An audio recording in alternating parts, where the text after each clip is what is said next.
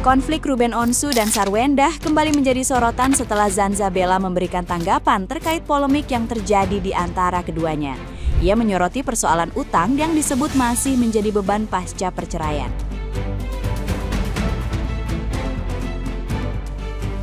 Menurutnya, situasi tersebut berpotensi menimbulkan tekanan bagi Sarwendah dan anak-anak yang berada di tengah konflik berkepanjangan, serta terus menjadi perhatian publik di media sosial.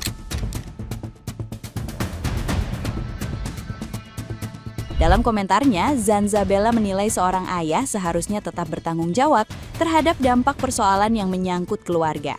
Karena itu, ia menyebut Ruben sebagai sosok yang dinilai meninggalkan beban bagi Sarwendah.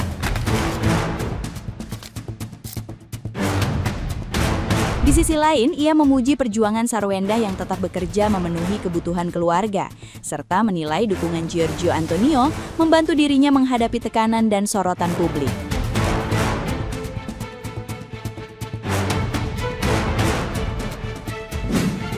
Jadi di sebelah ini akan gue tampilkan pernyataan dari pengacaranya Wenda yang mengatakan bahwasannya, kasihan sih, rumah itu telah digadaikan ke bank atau apa gitu. Banyak debt collector yang datang menagih. Kalau gue jadi perempuan, gue juga akan bingung, gue juga akan kecewa karena yang mengaku seorang ayah, tapi dia ngebiarin anak dan mantan istrinya yang ada di dalam untuk digedor-gedor sampai dibuat malu dan dibuat tidak tenang, ketakutan gitu. Kalau gue sih, gue pindah. Dan ya gokil menurut gua ninggalin hutang begitu. Kalau misalnya dia menganggap hutang ini adalah bersama, ya gimana dia mau bayarin? Dia aja udah nalangin kebutuhan rumah, ya kan? Terus itu lagi cicilan bank gak dibayar gitu. Sakit sih, gue seumur hidup ya gak pernah ditinggalin hutang sama mantan laki gue. Gue kasihan sih lama-lama sama Wenda. Tadinya gue tuh cuma mau bela Gio doang, tapi di kasus ini karena Gio sama Wenda ya gue belain Wenda, ya kan? Dia lagi cari duit, gue nggak tahu sekarang dia mentalnya kayak gimana, anaknya kayak gimana. Pokoknya kalau digugat dan dirusak oleh mereka psikis, ya semoga anak-anaknya nanti apapun gugatannya bakal bilang, aku mau sama mami. Kelar itu segalanya, kelar ya. Udah lu hidupin aja anak lu, seberapapun itu lu hidupin, berdiri di kaki lu sendiri. Apalagi sekarang lu punya Gio yang memang sampai dihina-hina orang aja dia mau live gitu kan. Dia mau gitu ngebelain lu, nge-backup lu jadi gardanya lu. Udah, semangat Wenda. Oh iya, satu lagi, gila ya, dia bisa ngomong, gua angkat dari lumpur. Udah gua tolong, gua angkat. Dari mana lu angkat? Lu juga dulunya kayak gimana? Emang kaya banget. Dalam perkawinan tidak ada lelaki itu menolong perempuan karena dikasih makan, dikasih nafkah, tuh gak ada. Itu kewajiban ya. Terus lu pikir urusan di ranjang bagaimana? Mau bayar? Bisa bayar emang. Nah, gimana nih menurut netizen yang terhormat? Silahkan berkomentar ya. Mulai hari ini stop dramanya.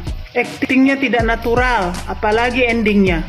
Kemarin-kemarin RO itu mengatakan susah ketemu anak, belum lagi pennya. Tidak diberokkan ketemu anaknya, belum lagi pengacaranya. Dipersulit ketemu dengan anak. Padahal RO sendiri sudah memberikan pernyataan dia dapat undangan ulang tahun anaknya.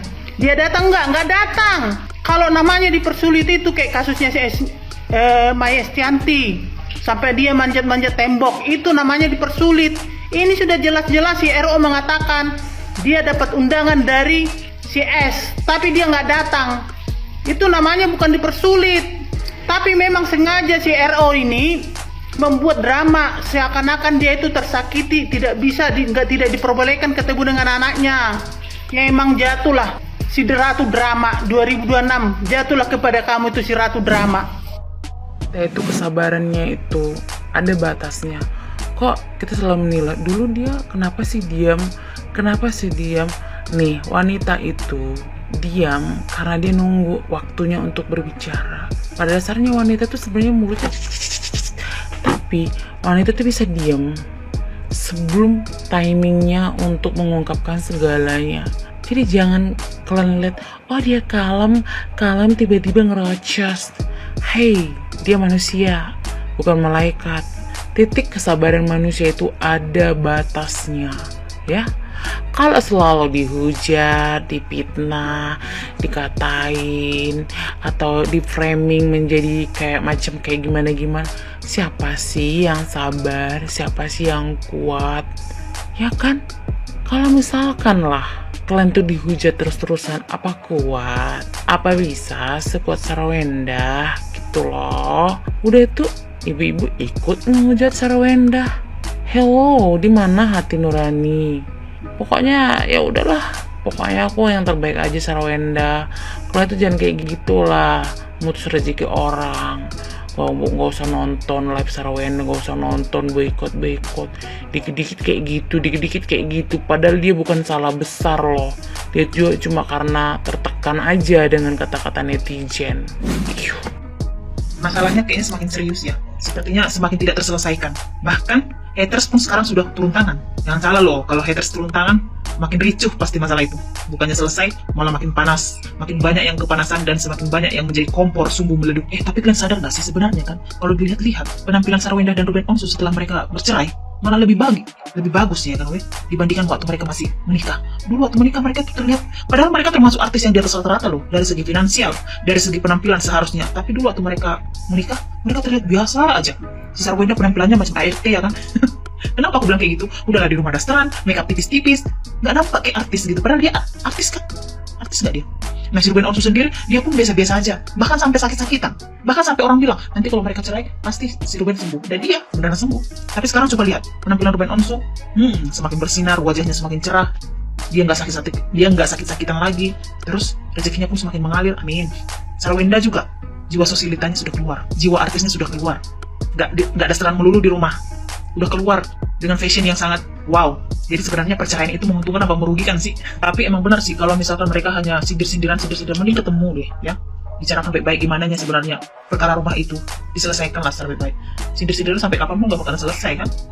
Dan kalau misalkan orang-orang luar itu, entah itu saudara Sarwenda, saudaranya Ruben Onsu atau siapalah itu, ya jangan turun ikut campur lah dulu, biarkan mereka menyelesaikan secara berdua biar dapat kesepakatan yang terbaik. Kasihan juga sih. Nanti kasihan di sini anak-anaknya baca komen-komen, apalagi kan media anaknya pun sepertinya sudah bermedia sosial kan, dibacanya kata-kata updatean dari para netizen gitu kan, dibacanya sindiran dari mamanya, sindiran dari bapaknya, apa lain pasti mereka mikir kayak gitu, sedih kan pasti. Ini loh yang saya nggak suka dari perceraian. Seberapa banyak orang yang bercerai itu nggak ngorbanin anak-anaknya. Sering kali endingnya mereka bertengkar soal anak-anak. Kedua belah pihak ngaku sayang anak. Kalau sayang anak, perselisihannya jangan sampai ke publik, saling serang. Lalu si anak ini dalam dilema mesti milih mana, bapak apa ibunya. Gak ada bekas bapak, gak ada bekas ibu.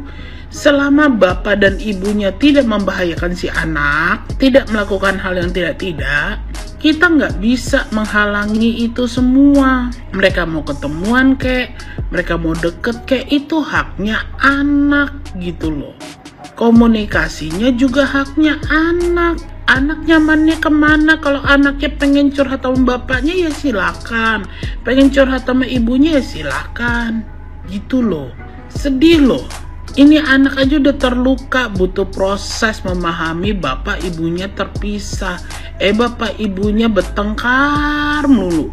Satu sama lain egonya nggak mau. Padahal ya, kalau kalian sama-sama nahan ego, kalian udah dewasa, ngomong baik-baik tuh bisa kan?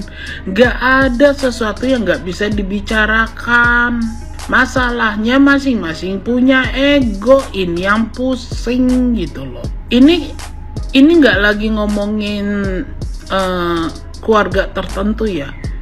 Ini pengamatan saya, orang-orang yang bercerai, apalagi kalau mereka public figure, tuh kenapa tuh banyak yang kayak gitu loh. Nggak mikir kah anaknya nanti bingung.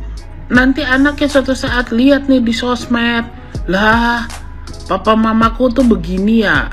Kasihan anaknya gitu loh. Kalau emang kalian betul-betul sayang sama anak, masalah orang dewasa, jangan di oversharing ke publik.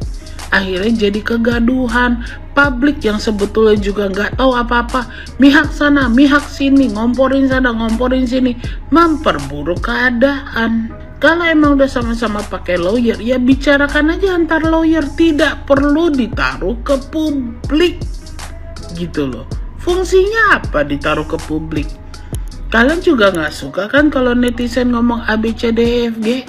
Saya pengen tanya deh, artis-artis di luar negeri ada nggak yang kayak begini gitu loh, yang waktu mereka bercerai mereka tuh melibatkan publik itu untuk jadi perang opini. naik ke komal-komal TikTok gitu, ngoceh sana sih. Ada nggak? Enggak sih. Kita doang yang absurd gitu loh, terlalu oversharing. Hal-hal yang harusnya private, masalah intern, kenapa di oversharing ke publik? I'm so sorry to say.